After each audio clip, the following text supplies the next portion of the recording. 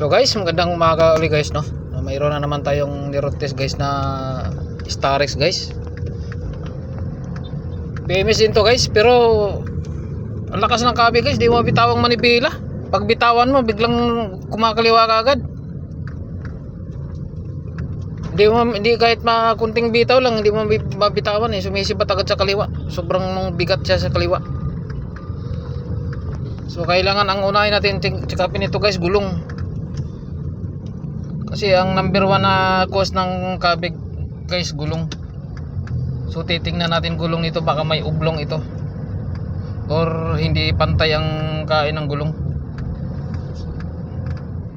Grabe oh, lagi ako nakakontra sa kanan no. Kasi pag bitawan mo kumakaliwa.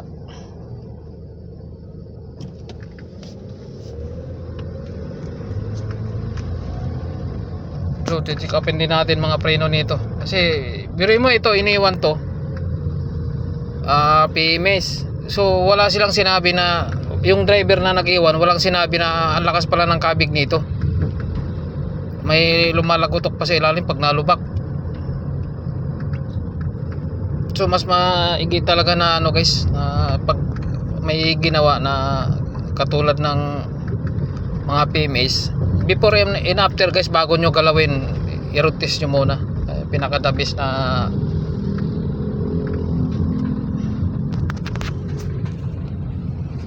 gagawin, kasi mahirap na mayroong iba-iba kasing klaseng customer kasi na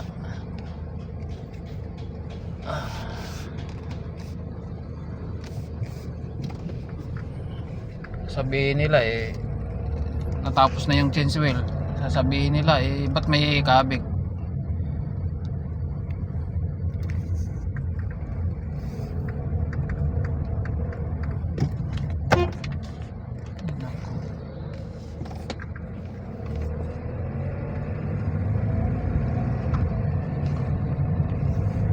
Grabe lakas oh, bitawan ko konti ha.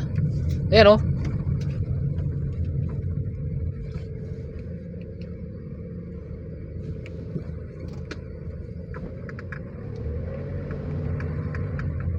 May oblong ang gulong nito. Gumigiwang pa, pati pa grangkada niya, gumigiwang yung manibela.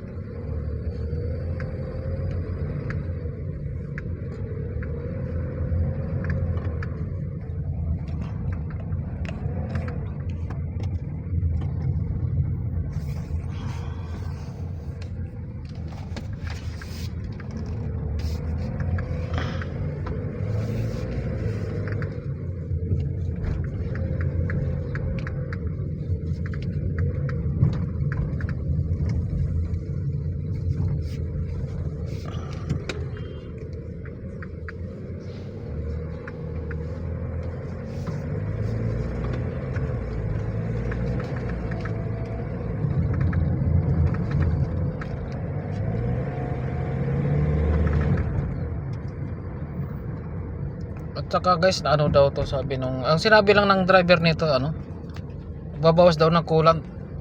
So titingnan natin kung saan banda yung tumatagas dun sa ilalim, na ba't nagbabawas yan ng coolant.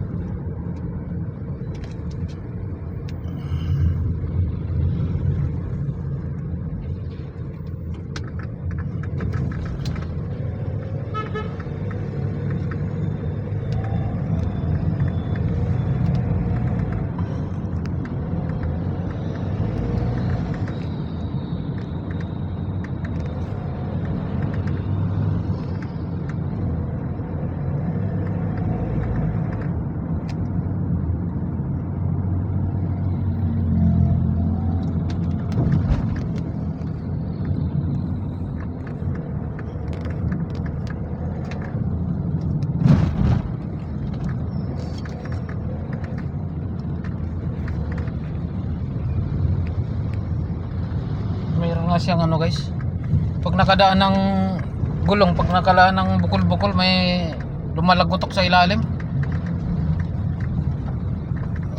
So ngayon i-trace natin yan, no, na lubak.